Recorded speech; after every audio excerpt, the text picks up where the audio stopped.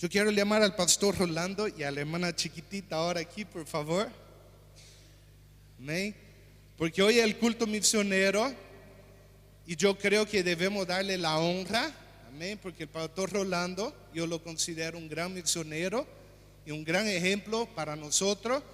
Y quiero comentar aquí, Hechos 1:8, ¿qué dice? Recibiré poder cuando haya venido sobre vosotros el Espíritu Santo y me seré testigo en Jerusalén, Judea, Samaria y confines de la tierra. Entonces, muchos ya escucharon el testimonio de conversión del pastor Rolando. La hermana chiquitita aceptó primero al Señor como Salvador. ¿Y cuál es la promesa que dice en la palabra? Tú y tu casa serán salvos. Y él se agarró de esa promesa y empezó a predicarle a su marido. Y por lo que escuché, los primeros meses fue duro, ¿no? Ni siquiera quería entrar en la iglesia, pero un día llegó. Amén, llegó. Y el pastor Rolando, cuando recibió también la investidura del Espíritu Santo, él pudo haber quedado cómodamente trabajando en Brasil, ganando quizás 10 veces o 20 veces más de lo que podía trabajar aquí como médico. Quizá pudo haber montado su clínica, pero él recibió del Señor que tenía que retornar a Bolivia y tenía que primero empezar a predicar a su familia, y así lo hizo. Y nosotros podemos ver que no toda su familia se convirtió ahí. Él abrió su puerta de su propio consultorio. Yo he ido al principio cuando había los grupos de jóvenes en su consultorio. De ahí empezó a abrir pequeña familia, de ahí abrió la iglesia, y hoy día nosotros como iglesia, fruto de él, de su ministerio, ya tenemos en muchos lugares de Santa Cruz y tenemos en 3 lugares, en 3 pueblos donde no hay ninguna otra iglesia, y nosotros tenemos como misión, nuestra meta, el pastor siempre habla, uno de sus deseos que para el próximo año podamos enviar misioneros a algún otro país. Entonces, hermano, recibió el poder del Espíritu Santo y no se quedó ahí. Empezó a tener una incomodidad de elevar esa palabra, de hablar, de muchas veces podía estar en su casa durmiendo. No, vamos a predicar. Iba y bueno, la historia es larga y yo he escuchado muchas veces, y quiero que usted dé un fuerte aplauso al Señor por haberlo traído acá. Amén. Amén. Ahora, hermano, mire, él no solo empezó a predicar, eso es lo importante. ¿Qué empezó a hacer? ¿Hacer qué? ¿Cuál es la misión? Hacer discípulos. Y hoy día él tiene muchos discípulos acá. Pero cuando usted gane algo, usted va a traerlo. Pastor, traje aquí a Angelito, quiero que tú lo discipules. No. ¿Qué tiene que hacer? Tú eres discípulo y tienes que discipular a otro. Amén. Gloria a Dios. Entonces, hermano, nosotros vemos, en la palabra era así. Nosotros vemos la misión. Cuando hablamos de misión, es eso, hermano. Es ganar y discipular vidas de intimidad con Dios. Ahora tú empiezas con tu familia, después tú puedes ir a otro lado y eso tiene que ir creciendo. Hoy día está muy de moda las empresas con sistemas piramidales, ¿no? Herbalife y no sé qué más, For Life y tantas empresas, y la gente motivada a hacer que en meter abajo de su pirámide, meter varias personas, y todo lo que esa persona ganan o venden, parte de esa ganancia llega al punto de la pirámide que es uno. Ay, hermanos, si todos nosotros enfocáramos en el evangelio, en ese sistema que dejó Jesús, ir a ser discípulo, y eso hace más discípulos y más discípulos y más discípulos, hermano, podíamos ganar muy fácilmente Santa Cruz, Bolivia en poco tiempo. Una vez hice una progresión geométrica. Si cada uno ganara y discipulara a uno durante un año, y ese al siguiente año ganar y discipular a otro, hermano, ni en 10 años podíamos llegar a tener más de 10 millones de personas ganadas para el Señor, empezando con un grupo de 25 personas. Y si uno llega a hacer 2, que es una meta muy sencilla. Entonces, hermano, aquí quería comentar solamente del renuevo ese, que hay algunos ejemplos de misioneros. Amén. No voy a leer todo, por eso tú lo tienes, y le hago un desafío. Yo estuve leyendo la historia de esos misioneros y lo anoté y lo pinté, pero debido al tiempo no voy a poder comentar de todo, pero le hago un desafío y sé que eso va a edificar su vida. Ponga en internet el nombre de esos misioneros y lea la historia de lo que lo hicieron. ¿Por qué? Porque ellos, cuando fueron motivados, aquí por ejemplo Guillermo Carey en la India, dice: en la época del fervor espiritual dirigido por los Wesley, el contacto permanente de Carey con la iglesia le permitió forjar ideales optimistas que influirían toda su vida. Y él fue influenciado y elevó el evangelio a muy grande parte de India, y él hizo grandes cosas para el Señor. Y los misioneros salieron ¿de dónde? De los avivamientos. Ahora, qué interesante, volviendo a Hechos 1:8. La historia de la iglesia fue así. El Señor lega y manda ir a ser discípulos. Amén. Usted conoce eso, conoce, ¿no?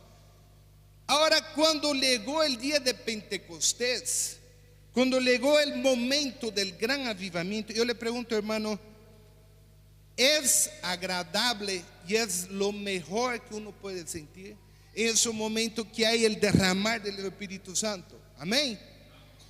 Todos los retiros de verano que tenemos, todos, absolutamente todos, siempre hay un gran derramar del Espíritu Santo. Y también los cultos que tenemos.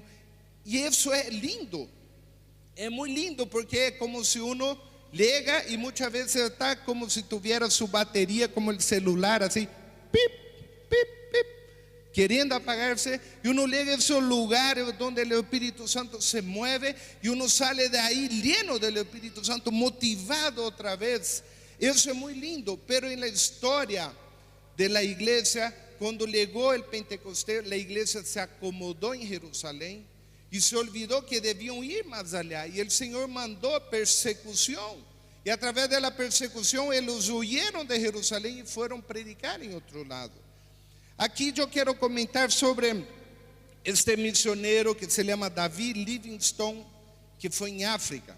Interesante que leyendo su historia, yo vi que en la época no había como hoy día uno entra a Google Earth o en Google Maps y uno puede ver toda África, donde hay verde, donde hay río, donde hay carretera y todo. Impresionante la tecnología hoy.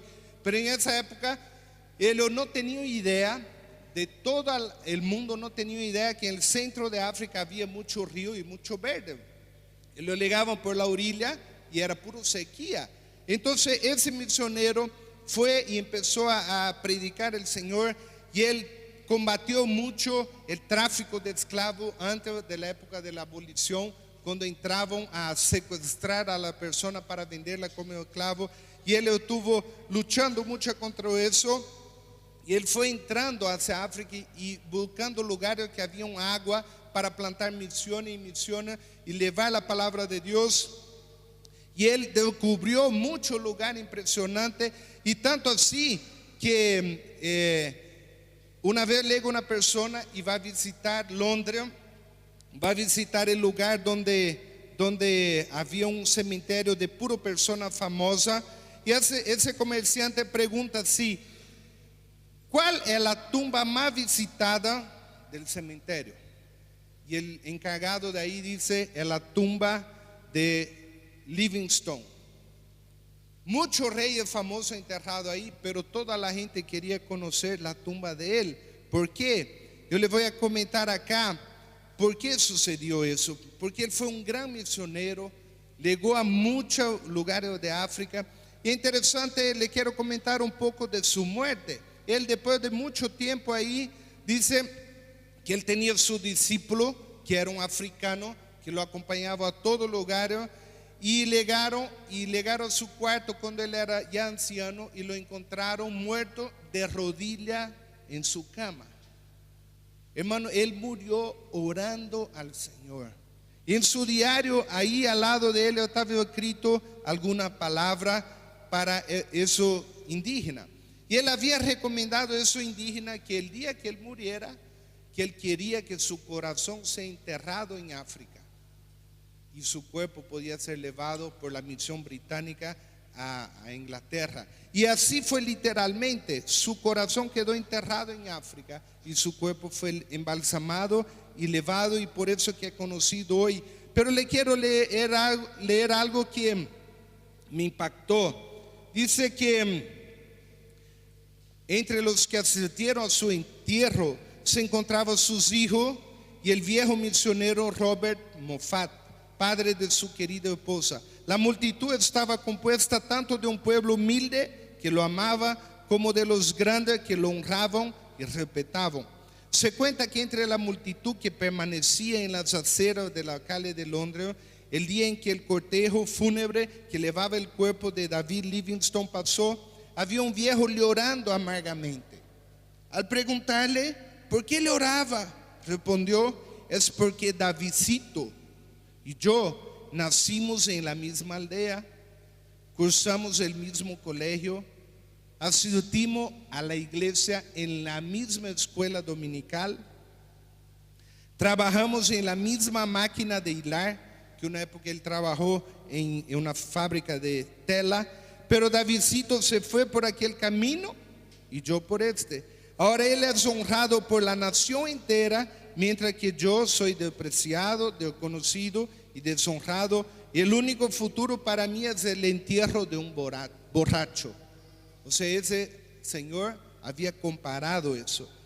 Entonces, hermano, no es solamente el ambiente, sino la preferencia de nuestra juventud lo que determina nuestro destino, no solamente aquí en este mundo, sino para toda la eternidad.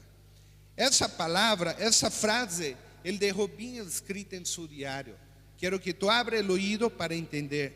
Voy a leer otra vez. Él dice: no es solamente el ambiente, sino la preferencia de nuestra juventud lo que determina nuestro destino, no solamente aquí en este mundo, sino para toda la eternidad.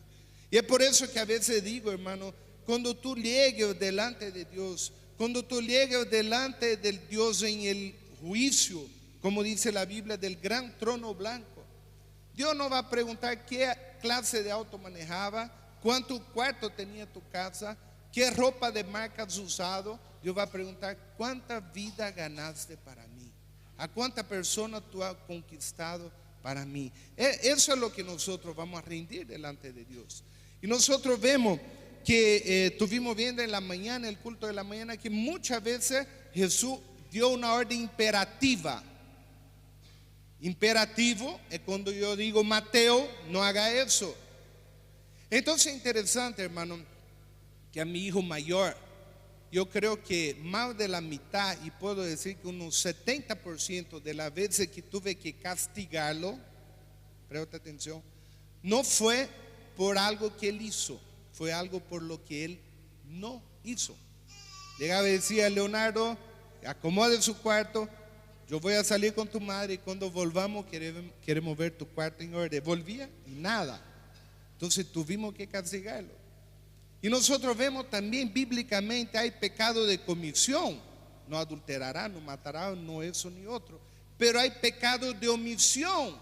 Si el Señor dice: id a ser discípulo, y tú no estás haciendo discípulo, tú estás pecando. Pero no un pecado que tú vas a perder tu salvación por eso, no un pecado que te va a llevar al infierno. Pero un día Dios te va a cobrar y te va a preguntar: ¿qué hiciste con este, con el otro, con el otro, con el otro, que estaba ahí a tu lado? Entonces, hermano, cuando Livingstone hablaba a los alumnos de la Universidad de Cambridge, dijo lo siguiente: por mi parte nunca ceso de regocijarme porque Dios me haya designado para tal oficio de misionero. Porque él en su diario escribió un libro acerca de las misiones, todo lo que pasó, inclusive un león lo atacó y le mordió, quebró su hueso y él no podía más levantar su brazo, y toda la prueba, más de 30 veces había agarrado malaria y fiebre y enfermedades, perdió a sus hijos, perdió varios hijos allá en África, perdió a su esposa también por el tema de la malaria, de la fiebre, y él escribió un gran diario, un gran libro que es muy reconocido en Inglaterra. Y la gente que lo leía lo quería venerar. Y él dice así: el pueblo habla del sacrificio que yo he hecho en pasarme tan gran parte de mi vida en África. Y mire lo que él dice: es sacrificio pagar una pequeña parte de la deuda que nunca podremos liquidar y que debemos a nuestro Dios. Es sacrificio aquello que trae la bendita recompensa de la salud, el conocimiento de practicar el bien, la paz del espíritu y la vida de esperanza de un glorioso destino. No hay tal cosa, y lo digo con énfasis, no es sacrificio. Nunca hizo un sacrificio. No debemos hablar de sacrificio si recordamos el gran sacrificio que hizo aquel, preste atención, que descendió de su trono, que descendió de su gloria, descendió de las alturas para entregarse por nosotros mismos. Y ahí es lo que yo me pongo a pensar. Cuando Jesús vino, Él dejó su trono. Cuando lo van a agarrar a Jesús y llega Judas y le da un beso traicionándole, y lo van a agarrar a Jesús, Pedro saca su espada, corta la oreja del soldado, y Jesús le dice: pare. Muchas veces había hablado antes que era necesario que Él muriera, padeciera, pero que iba a resucitar al tercer día. ¿Y qué es lo que Jesús le dice? Pedro, tú no sabes que si yo quisiera, rogaría a Dios y Él mandaría legiones de ángeles para defenderme, pero no, es necesario. Entonces aquí es como si llegara un ladrón con un cortapluma para asaltar a uno y uno tuviera 2 ametralladores en su mano, ¿no? Como en una película de antigua que llega Cocodrilo Dandy, no sé quién vio esa película, y llega un tipo ¡plá! Con su cortapluma y su esposo, su novia dice: cuidado, él está armado, y él pone la mano atrás y saca un cuchillo